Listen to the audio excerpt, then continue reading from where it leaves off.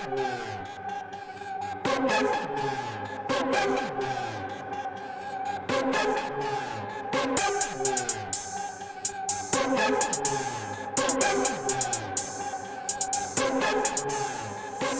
to the Daily Thunder Podcast. I'm your host, Brandon Rabar, beat writer for DailyThunder.com. Every week, we will have guests ranging from national sports writers and local reporters to OKC celebrities and Thunder staff and players. This week, our featured guest is Washington Post national NBA writer and co-host of Sports Illustrated's Open Floor podcast, Ben Golliver.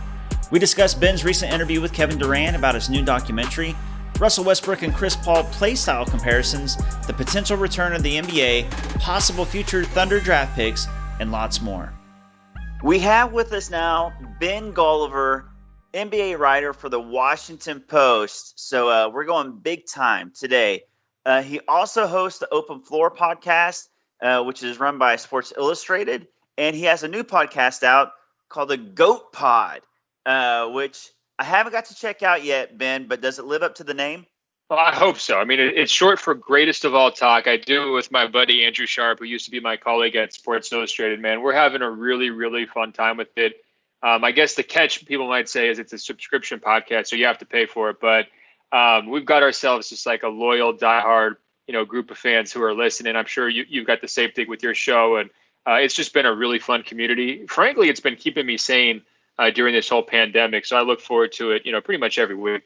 Yeah. Now I'm curious. I follow you, Ben. I love all the work you do, whether it's podcasts, whether it's writing. Been following for quite a few years. As a matter of fact, when this podcast used to be Mr. Presti's Neighborhood, before we merged with DailyThunder.com, you were a guest then.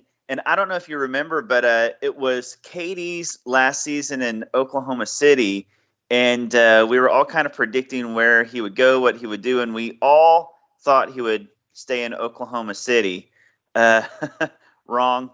I'm back. I'm back 5 years later to let you know he left. I don't know if you guys have heard that, but he actually changed his mind. He decided not to stay. He went to Golden State. I think some people might say he ruined his reputation a little bit along the way. He did get 2 titles and 2 Finals MVPs to show for it. Then he ruptured his Achilles. It's been a wild ride, man. I'm really sorry for you. There you go, Ben Golliver, with breaking news. News does travel slow to Oklahoma. I know that you guys get it sooner on the coasts than we do here in the Midwest. So I appreciate you breaking that news, man. People are going to be heartbroken when I drop this podcast. But I've been a fan of yours. Hey, I was going to say, can I tell you a story about that time period, by the way? Yeah. So I actually covered Game 6 at the peak where Klay Thompson goes crazy, right? Yeah, but what I remember about that game more than anything, not Klay Thompson going crazy, I remember a fan came up to Media Row and he said, "This is what you need to write." And he looked us all kind of in the eye. And we're all national media members. And it's just like, who is this guy? What's he saying? And he's like, "You have to blame Kevin for this loss." And it shook me. It gave me kind of goosebumps. I think you know my story, right? I first got my start in the NBA and I wrote a blog called Draft Kevin Durant, where I was trying to convince the Blazers to take Kevin Durant. And so at that point, he was still the golden boy, right? I mean, he was the guy who had the amazing MVP speech. He hadn't left Oklahoma City. I just assumed that he had a 100% approval rating in the state of Oklahoma at that point, and it was probably pretty close, right? Didn't he have the restaurant that everybody used to go to and everything else? So to have that fan come up to me and say that, it just boggled my mind, and I was like, uh-oh, this could be a bad sign. If there's certain people who are going this way, it just felt ominous. And so then they go back and lose Game 7. Next thing you know, Katie winds up in the Bay Area with new leg tattoos and everything else. I mean, I just will never forget that guy coming up to say that. And it will stick with me until my dying breath. I think maybe I'm gonna try to take a stab at maybe the thinking behind that. I think a lot of Thunder fans were like, well, at least Katie will know if we lost, it was because he didn't play very well. So surely he wouldn't leave if he knew that we could have won had he played better. Maybe that was the line of thinking behind that fan's thought. I don't know. I love that because it's this idea of leaving something on the table, right? And we saw that actually in the Michael Jordan documentary a couple weeks ago where he's describing why he retired. And he was like, I had nothing left to prove. I won 3 titles. Magic and Larry never did that. I fulfilled all my obligations to the city, to the fan base. So I'm going to go play baseball. And I do think that, that idea of obligation or kind of owing something to people or trying to like go through that journey together. I mean, it's going to define Giannis Antetokounmpo in Milwaukee here, his decision coming up. It defines a lot of players. It led LeBron to want to go back to Cleveland, feeling like he had unfinished business. And I think for Kevin, that's just something that he has to make peace with, right? Like he made that decision and he had to say, okay, that's no longer a priority for me. And there's trade-offs. Everyone's going to weigh that one differently. But I do like your explanation. I think that makes a lot of sense. Well, I think a lot of Thunder fans felt that way. Like, surely he's going to come back because, he knows that had he played better, we would be going to the finals. Now, I do want to talk to you. You told me that you just literally today dropped a story about Kevin Durant. You just had an interview with him. You were able to talk to him about contracting COVID, testing positive for COVID, and about a movie that he's a part of. Let's hear more about KD. This is brand new stuff. Yeah, it's interesting because he's been really off the radar since rupturing his Achilles, right? And for obvious reasons, because like, what's the story? You're injured. You can give everybody these little life updates of now I've progressed here in my rehab. Now I've done this or that. But like ultimately, until you're back on the court, it's hard to kind of add to your narrative or give your fans another chapter. And I think for him, just kind of coincidentally during this downtime, they've been pursuing all of these media projects, and that's nothing new. I mean, he's been trying to expand on that front for a couple of years now, but this one in particular is pretty close to home for him. He's from Prince George's County. I'm sure a lot of your listeners know that, just outside of Washington, D.C. And that area in particular has become a huge basketball hotbed. Something like 30 NBA players have come from this little county in the last 20 years alone, including Kevin Durant, Victor Oladipo, Jeff Green, so a couple other former Thunder players as well there.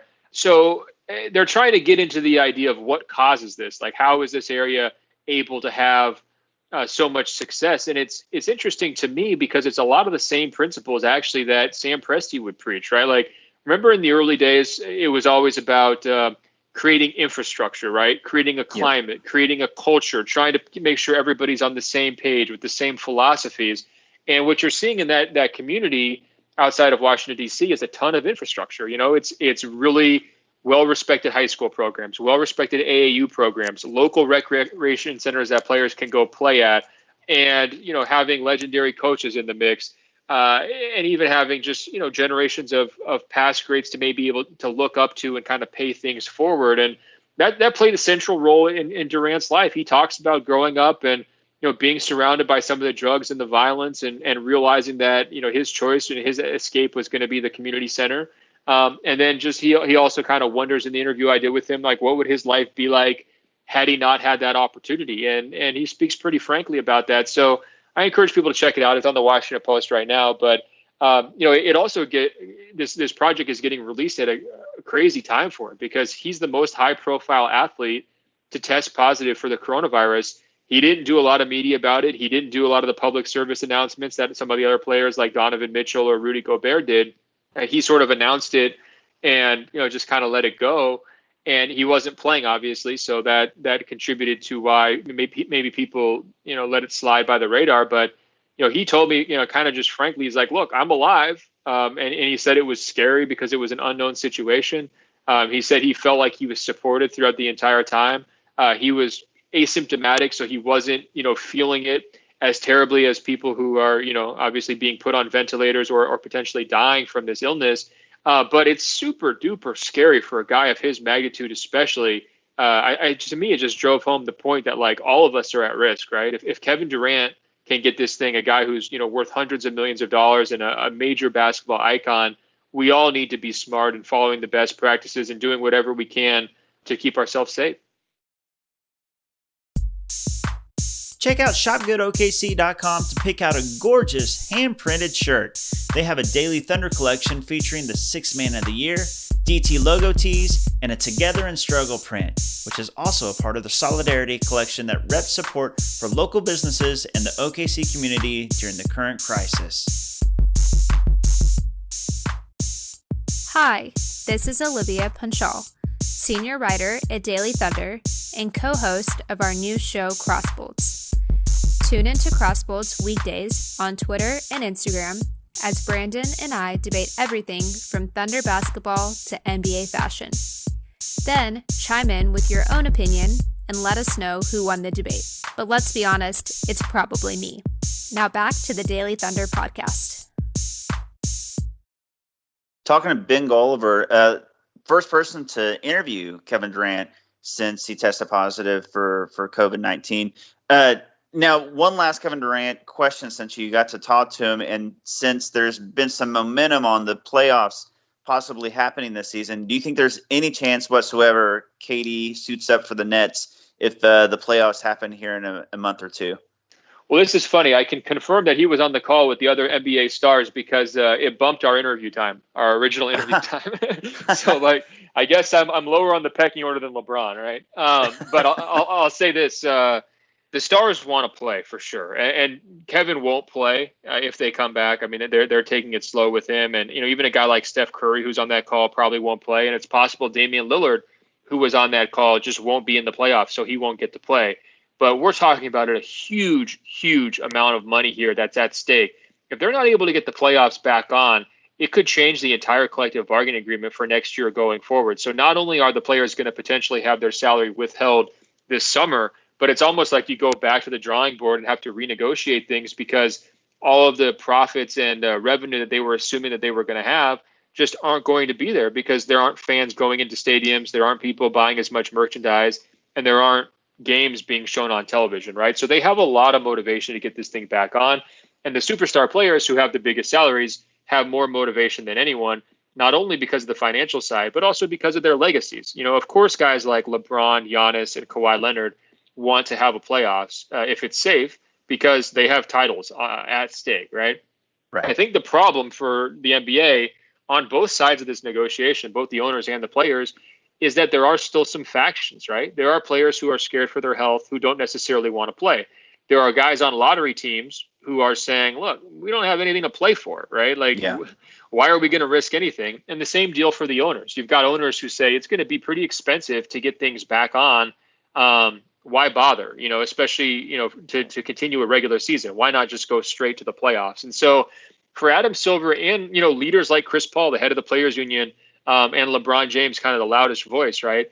It's on these guys to kind of build a consensus. And that's a really tricky process. And we're going to see how it plays out. I mean, obviously, they don't want to give up until they absolutely have to. And I think it's also important to point out, they don't want to let media voices or outside voices make this decision for them, right? So when guys like Charles Barkley and Shaquille O'Neal come out and say, hey, just cancel the season, that's the worst case scenario for those guys. Because ultimately, they want to be in charge of their own fate. They don't want to be bowing to public pressure if they feel like they can save the playoffs in kind of a safe way. But the big problem they have is the testing. They got to figure out how to do it quickly. They have to get large quantities of tests. They have to be okay with the public backlash of using tests for athletics or sports rather than just for, a typical healthcare professional's purpose. And those things they're still working through. And maybe time will be on their side there, but maybe not. It really is a tricky thing because you have to balance the pros and cons and the risk of, health and financial issues. And then, like you said, superstars wanting to play. It's a tricky situation. Do you think the league will continue to be more cautious in terms of pushing ahead with play? Or do you think they're going to plan around the PR optics rather than public health? What's your prediction? Do you think that there'll be a playoffs at least this season? I'm pretty skeptical. I don't think that they're going to play the regular season. I think they're going to try like heck to play a playoffs. They have this bubble scenario, which they've kind of got the rough outline of, trying to do something in Orlando and Las Vegas. That part makes sense to me. It was a proposal that I floated all the way back in March to kind of cut down on the travel and limit the exposure for these players. Here's the tricky part, and you guys know this better than anyone because it played out right in front of you in Oklahoma City. Yep. And by the way, you guys are really right in the middle of everything with Chris Paul and Kevin Durant and everything else. There's so many ties to OKC in this whole story. But Rudy Gobert tests positive, right? And we all can salute the public health response. First of all, they tested him, right? They didn't wait. They got on that pretty quickly. As soon as he was showing symptoms, there was no delay. And then the Thunder's employee went running out onto the court to stop the game and to limit any other exposure that could have taken place kind of secondhand from Rudy Gobert, passing it on to other players potentially, and then passing that on to fans. So that was handled brilliantly. But still, we saw that one case potentially also led to Donovan Mitchell's infection and also led to potentially Christian Wood's infection, right? So if one player tests positive, but but maybe he's asymptomatic or the test result doesn't come back quick enough, you could have an entire team test positive very quickly, very easily in a playoff scenario. And then you have to quarantine that entire team. That could lead to like forfeited playoff series, right? I mean, that's a very realistic worst case scenario that we've pretty much already seen play out with the Utah Jazz and their opponents here already. That could throw the entire plan of a playoff upside down. And, I think not only do you have thousands of people continuing to die around the country, which hangs over all of this, but you've also got a lot of other events across the country that are being canceled and being pushed out, kind of across the board. So the NBA's other risk here is that if they do try to plunge forward with this, they wind up looking out of step with society. They wind up looking a little bit careless and reckless. And, I know Adam Silver, that's not necessarily the image that he has for the NBA. And maybe their hand will be pressed because there's so much money being lost that they'll feel like they have no other choice. But it's a real concern that they have to deal with. Absolutely. One thing I got you on here, I got to talk to you about because you're well known for this philosophy, this theory of playing with purpose versus playing with a purpose. And it's fascinating. And I know some people get it, some people don't get it. One of the examples used is beloved Thunder icon Russell Westbrook. Could you kind of explain to our listeners, anyone who may not know, playing with a purpose versus playing with a purpose and how that equates to maybe a Russell Westbrook or a Chris Paul? Absolutely. So it's a great contrast because I would actually say that Chris Paul plays with a purpose and Westbrook, especially during his highest statistic seasons where he was just kind of doing whatever he wanted, was definitely playing with purpose. So here's the difference. I mean, basically, if you're playing with purpose, you're playing hard, you're giving max effort. You're, kind of, for lack of a better phrase, balls to the wall, right? You're going all out 100%. You're bought in from an energy standpoint, right? But playing with a purpose is a little bit different. It's a little bit more philosophical. It's trying to step outside of yourself and to look at all 10 players on the court. You're trying to be more of an orchestrator rather than being a wrecking ball. You're trying to control the game, control the pace, dictate momentum, keep your teammates involved, make sure your teammates are happy, satisfied, and performing to their top capabilities. It's about, understanding the game, from a 360-degree perspective. And I think that, Westbrook, incredible player, and he's a guy that when you talk to coaches, they always have him very high on their list of guys they would want to start a franchise with, especially during his younger years, because you're just getting guaranteed effort every single night, right? You know exactly what you're getting from him. Now, he might be unpredictable from play to play, but you know that from a character standpoint and a leadership standpoint, you know what you're getting because he's a consistent guy who will do it every single night. If he needs to average a triple-double, he's going to be able to go out there and do it. Now, the problem that I've had with Westbrook is that during the playoffs, when the pressure mounts and pressure impacts every single player differently, he tends to look to himself for every answer rather than stepping back and playing with a purpose, taking that full wide-ranging approach of saying, okay, how are we going to do this rather than how am I going to do this? Who can I empower to help me here rather than who can I run over and run through, right? And that's been my central challenge with him during the playoffs. And to me, it's just not a coincidence that he gets to a certain part of every single season and, he winds up just basically running into brick walls and not being able to have the chess moves and the counters that are necessary to get past some other teams. When you look at some of the teams that beat them, whether it's the Utah Jazz or the Portland Trailblazers, like on paper, they shouldn't be losing those series, right? And in those kinds of situations, I always turn to the best player and say, okay, what happened here? Not necessarily to blame them for everything, but to say, how could they have done things differently? And I think when you look at shot selection, turnovers, decision-making, potentially losing the mental game, with Damian Lillard in that playoff series as well. I mean, to me, it's just, Westbrook, he's always there. He's always showing up. He's always playing hard. But is he playing with a purpose? And that's the part that I've always thought was missing. With Chris Paul, he's a much better orchestrator to me. I think he's really made guys like DeAndre Jordan, he's created their careers for them with his playmaking ability and with his unselfishness and just his ability to dictate games. Now, for Chris Paul, he's had his own playoff struggles too. I mean, Injuries have popped up at certain points, and there's also been some pretty high-profile late game meltdowns, including one against the Thunder back when he was with the Clippers. But to me, if I have to choose one of those two guys, who do I trust in the playoffs to lead a winning team, to get the most out of his teammates and to create a functional environment for anyone, or for everyone rather, I'm going to take Chris Paul. So that's the Thunder point guards, past and present.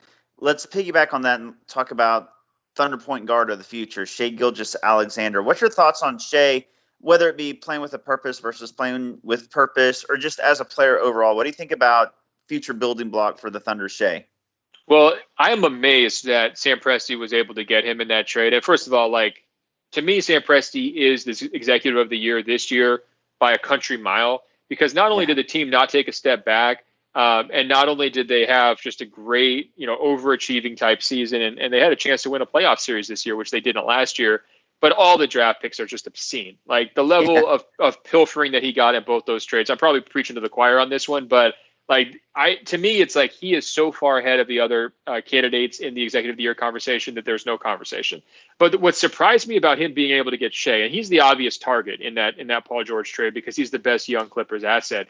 But Doc Rivers would just rave about this guy last year. And I'm based in Los Angeles, and I did a couple different stories with Doc last year, just because they were in a transition as an organization and they were trying to find their identity a little bit, and they were this blue collar underdog team, but it was clear to me that they wanted to be more than that. Ballmer just wanted to win titles, and they had these big dreams of going out and getting Kawhi Leonard, but you always just kind of wondered in the back of your mind, are these guys really going to be able to pull it off? And throughout that time period, it did seem like Shai was their future. It was like, well, look, our backup plan is we're just going to kind of ride with this guy. He's really special. He's got just an incredible physique, the long arms, the deflections, but the natural scoring instincts too, a little bit of a different style game, maybe a little bit of herky jerk to him, but still, very, very high ceiling, high potential. And there was a lot of pride among the Clippers for being able to grab him, because if you look around in that draft order, some of the guys who were taken either directly before him or directly after him, that was a home run pick, right, to get Shai where they got him. So when they announced that trade, I was less staggered by all the draft picks that Presti was able to peel off, and I was more impressed that he was able to snag that guy. And I think he's already shown you in Oklahoma City a pretty high ceiling and a lot of those things that Doc Rivers would rave about. Yeah, Thunder fans all excited about Shai Gilgeous-Alexander and his potential ceiling. You think, I'll throw this out there, you think future AllStar is in his future? You think that's possible? Oh, for sure. Yeah. I mean, it could be a while. And that's a tough position to crack, right? That Western Conference backcourt is just loaded every single year. But yeah, definitely. Because if you're looking at his age peers, there's some other good guys out there. De'Aaron Fox, I think he's knocking on the door. Booker got in this year. And he'll probably be able to get back just because of his his high scoring number in future years. And he's pretty popular. But I think he's pretty close to the head of the class for guys in that early 20s range in terms of age.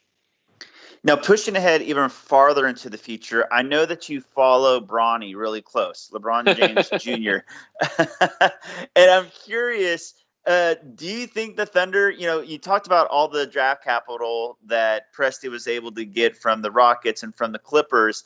Do you think they should spend as much of that as possible to have the best shot at getting Bronny? And it should be 2023 probably is when he's coming out, is what we're guessing. And how do you think that he compares to future prospects Imani Bates and local kid Cade Cunningham, who's going to be playing for the Oklahoma State Cowboys here next year? Well, first of all, this is incredible. This is the first 2023 draft question I've gotten ever by anyone. So salute to you on that one. I mean, I think, first of all, it's early for Bronny, okay? He does not deserve to be in the conversation with kind of like high-level high school players yet. Now, I was really impressed for his progress as a freshman. When I went to go see him, he's dunking easily. He doesn't have his dad's size and frame, but he's got really good change of pace in the open court, good just instincts and feel for the game. He's throwing touch passes, and he's getting off the deck. And you could see if he grows, this guy's going to be a real problem. He's going to be really good. But I think, if you're going to use one of those draft picks on Bronny, I think you need to keep in mind that's going to be your recruiting tool to try to land LeBron, right? So you have to ask yourself as a franchise, are you ready for the entire, father-son experience? Like, are you ready to be the Ken Griffey Jr., Ken Griffey Sr. landing pad for LeBron and Bronny?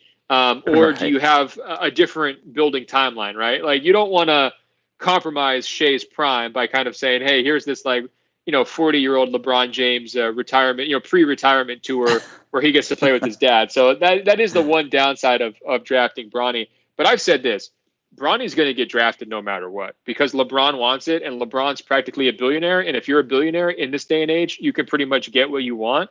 So, I don't know if that means it's going to be a first-round pick or if some team takes a flyer on Bronny in the second, but I am very, very confident he will be an NBA player. Yeah. Well, us Thunder fans always looking to the future now that we have all these draft picks. We're like looking like, ooh, who's coming out in 2022? Who's coming out in the double draft? Who's coming out in 2023?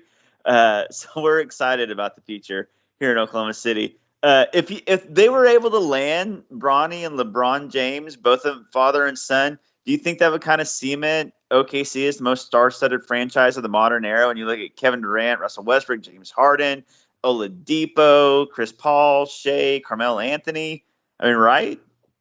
Well, I'm already just picturing now, does Bronny just show up on day one and get his own restaurant like KD?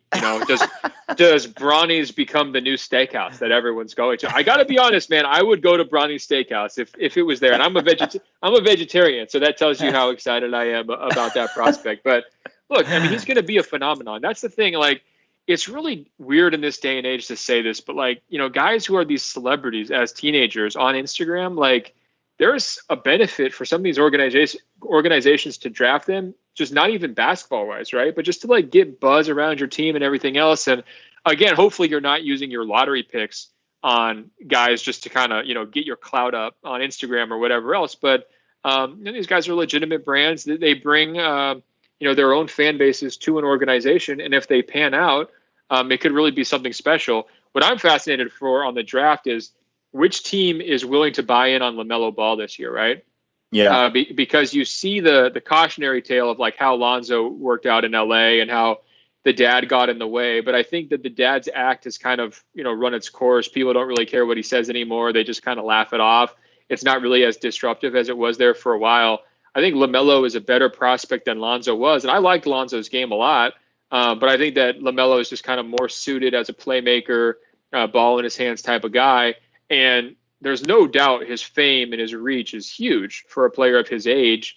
So somebody's going to talk themselves into those positives and look away on those negatives. I'm just not sure who it would be.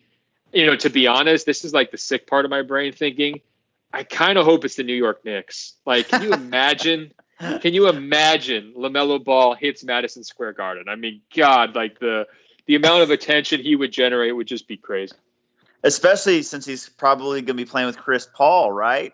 I mean, all the rumors about Chris Paul going to the Knicks, and the Knicks are interested. And well, of course, hey, the connection there with Rose. Can I ask you a question on that? Yeah. So I am kind of convinced that, let's say there is no resumption of the season, that Chris Paul is a candidate to have a little bit of a fall off after the coronavirus, just because of the age factor and just because he had such a darn good season and, really surpassed most people's expectations. Would you be open to trading him in that type of scenario, like a sell high scenario, or do you want to run it back with Chris for one more year? I think if you ask Thunder followers, Thunder fans this question, I think you would see a 50-50 split. I think half the fans want to see this team come back and run it back because, I mean, I'll tell you, fans fell in love with this version of the team. They had so much fun with this team because there were zero expectations. Nobody expected this team to do anything. And to see them, I mean, the night of the Utah game, they were playing for the 4 seed. If the Thunder beats them, they're the 4 seed. That's home court advantage in the playoffs. Nobody expected that. Everybody expected them to tank, rebuild this season. So a lot of fans want to see what this team can do. So a lot want to run back. Now, then a lot of fans are also like, okay, but Shay's the future. The smartest thing is to build a contender around Shay. So if you can sell high on Chris Paul, drop that contract and maybe get first round draft pick or young players for Chris Paul or do a sign and trade for Danilo Gallinari. Fans were excited about that too. If you're asking me personally, I see both sides. I'm split. I'm having so much fun with this team, and Chris Paul has been so great both on and off the court here, and he's been such a good mentor Shay and the young players. I love seeing that. But, I am excited about the prospect of possibly flipping some of the veterans and rebuilding, retooling around Shay and what Sam Presti can do with all these first-round draft picks and these assets and what those could become. So I'm torn on that, honestly. I see both. If you ask me tomorrow, I'll probably give you a different answer than today just because I'm on both sides of that fence, I guess. No, man, it's a fascinating conundrum and situation. I mean, my big thing from OKC side is like, who do you really want from the Knicks? Like what do they really have to offer? So that's a hang up for sure. The other thing is you have to bring back a lot of salary in that kind of a trade. And so, you want to make sure that it's not long-term salary. You're not putting yourself into a tough spot. And Presti's been great at that. I mean, I don't think he would take back, some onerous contract just to get rid of Chris Paul. I think he'd want to, really have a pretty helpful and flexible type package there. I have another question, and this is just open-ended, kind of rhetorical, but like, is the allure of New York going to go down in some ways because of the coronavirus, right? Like people always talk about these big cities being this destination market, and it's great for marketing, and like Kevin Durant and Kyrie Irving team up in Brooklyn and everything else. But there's like real challenges to life in New York City right now, right? I mean, just day-to-day challenges, and it's already super expensive. Some people love the lifestyle, but enjoying the lifestyle is going to be hard. And I think there's going to be a lot of fear and unknown as we come out and everything starts to open up, especially in the big cities. I mean, it's going to be a tense time period. Like personally, I don't know about you, but like if I was told, hey, like you have a job offer in New York City, like personally, I would be more hesitant to move there than I would have been 3 months ago, right? And I already didn't have a huge interest or desire to move to New York City in the first place. So to me, I just think it's something to kind of keep in the back of your mind is like this coronavirus thing could have secondary implications on things like free agents decisions and just other power balance issues within the NBA that we haven't even really considered yet. That's a fascinating point. I honestly hadn't given that any thought, but you're absolutely right. So what you're telling me, Ben, is that for once the small markets might actually have an advantage in some sort of way against the big market teams. Here's what I'm saying. In Oklahoma City, if you have $1 million to spend on a house, that's going a lot farther, right, than $1 million condo in New York City. I mean, you've got yourself a whole spread. You definitely have a basketball court in the backyard, right? And that's something that even guys like Giannis don't have right now, is easy access to hoops. So, I'm not saying it's going to turn the whole NBA upside down. I mean, I just kind of raising this issue of like, life right now in this shutdown is very different just depending on where you live and what your life is like. Some communities are not infected at all. I've heard from people in Utah. It's like, yeah, we don't have any issues here. We're able to go on little road trips and everything else. It's completely fine. I've heard from people in New York City where they just hear sirens all day long, and it's really scary and haunting, and it's completely dominated their life. And obviously there's no ability to really work out safely or anything else. Here in Los Angeles, it hasn't been horrible, at least for me. I mean, the numbers have started to add up, but I'm at least able to like walk around my neighborhood. I don't have to worry about getting into elevators and, taking a subway to get anywhere or anything else because, the sprawl aspect of the city kind of helps. And, I think when you're being forced to confront all these just kind of fundamental questions about quality of life and your priorities and your family's safety and everything else, I don't know how that doesn't impact players' decisions to some degree. And of course, they're one percenters, right? So there's always going to be a solution to those problems. You get yourself a driver, and everything else. But I think this thing changes all aspects of life, and I think it will change all aspects of the NBA too. No, that's a great point. I'm glad you brought that up. If it were me personally, yes, I would be hesitant to move to New York City or a big city in light of all this. I mean, I've been, here in Oklahoma, there's a lot of land, a lot of spread. We're spread out pretty well. We social distance whether we want to or not, just because of the way everything's laid out. And so, I do feel like, as far as those things go, I would feel safer in a place like Oklahoma City or a smaller market than I would in New York when it comes to COVID-19 and those things. So great point. Now this is a great seg into my last question, because you're talking about different cities and different places around the country. And I know that you always ask your Instagram followers to send dispatches from around the globe's parks and monuments. So my final question for you, anything you received or seen in person that stands out in Oklahoma as a world traveler? And to piggyback that, where do the ghosts of the Skirvin Hotel rank? So I have never stayed at the Skirvin Hotel because I'm such a loyal Marriott person. I've heard a million stories about that. Now, I'm trying to remember what the animal. Oh, it's a turtle. My favorite discovery in Oklahoma, and I've actually done a number of little walks and hikes around Oklahoma City during playoffs. And one year I was able to get up close and personal with a turtle during a walk. I had never seen. It was pretty big. I mean, it wasn't a tortoise, but it was a fairly big, a land turtle. And since that moment, I've actually seen a couple here in California as well. But before that, it like stopped me in my tracks. And your listeners are all probably laughing and saying we see turtles every day. But for me, that was like pretty cool. So I got down like almost like on my knees with the iPhone. I'm taking all these different like funny shots of turtles and immediately posting them to my social media and sending them to everybody. Like, look what I just found, And I don't know if it was a snapping turtle. I remember getting a lecture from somebody at one of the hikes who was like, be careful with that thing. He can come after you and everything else. So that was one moment I have. There's a really nice lake there that people just fish right off the side that I did a walk around one time. That was beautiful. Had these big, I don't know if they were oak trees or what they were. So those are some of my best memories from Oklahoma. One year, it's funny because I've tried to go to all 50 states. And there was one year where there was like 2 days off during the middle of the playoff series. And I had not been to Arkansas. It was like one of my last 4 states that I haven't checked off. And I've since been to Arkansas. And I considered like driving on the off day to like the Ozarks just to see them, to say I had been there and come back. Yeah. I don't know. Is that something you guys do? But I didn't actually pull the trigger on that trip because I think there was some weather issues or something along those lines. But that was on one of my bucket lists for like an Oklahoma City off day. Is that a road trip you guys ever do or no? Yeah. I think most people in Oklahoma have probably done a road trip to the Ozarks. Yeah, it's one of the fun places to go to. And if I could be so bold as to suggest, if you haven't been there, there's a really nice tiger and lion exotic animal park in Wynnewood, Oklahoma. Yeah, I've heard a few things about that. It's funny because like that is the kind of place that I would go.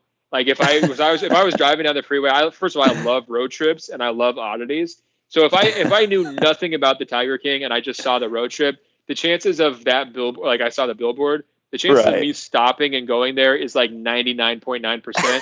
And if I got in and they were like, hey, here's like our normal like $10 pass or whatever, but if you spend like $50, here's what you get. Like the chances of them being able to upselling me on virtually any tour is like 1,000%. I would have been so in. And honestly, like that movie very problematic, kind of just goes without saying. And, ultimately like really sad. I felt really bad for the animals at the end of it, but I could easily, like when they were doing the shots of like remember when he comes into the like reception area, or I guess it's the gift shop, and he's like, hey guys, we just had like a serious disaster. Somebody just got their limb ripped off. So like, no tours today, but like you can come back tomorrow. I can see myself being in that room and being like, God dang it, really? Like I have to come back tomorrow, like not even having the perspective, realizing of like what a serious situation it would be. So I guess long story short, I'm glad I never went there because I could easily see myself just falling into a bad situation that I couldn't control. That's amazing. That is incredible. Ben Golliver, always so good to have you on the show. The Washington Post, Open Floor Podcast, and the new GOAT Pod. Ben, thank you so much for coming on, and keep up the great work, man. Love everything you do. No, I appreciate you saying that, and good luck with the show, and congratulations on all the success. And maybe I'll get back to OKC one of these days. I need you guys just to make like maybe the second round of the playoffs, and I can get myself back there. How's that sound? That sounds good. Hey, it's going to happen. If the playoffs happen this year, it's going to happen. Then you and me will take a trip down south about an hour and a half and check out that Tiger Park. Perfect. All right, man. Stay safe. All right, you too. Thank you for listening and for supporting the Daily Thunder podcast. If you leave us a 5-star review in Apple Podcasts, we may just read it on the show. You can follow our guest, Ben Golliver, at Ben Golliver, and you can follow me at Brandon Rabar as I cover the Thunder Beat. If you subscribe to our Patreon at patreon.com/dailythunder, you'll receive early access to Daily Thunder content, including bonus podcast segments, the exclusive Weekend Edition newsletter, and other perks like free shirts, special pricing at local businesses, and more. This podcast is produced by Rachel Jameson, and you can follow her, if you're feeling charitable, at Rach Jameson.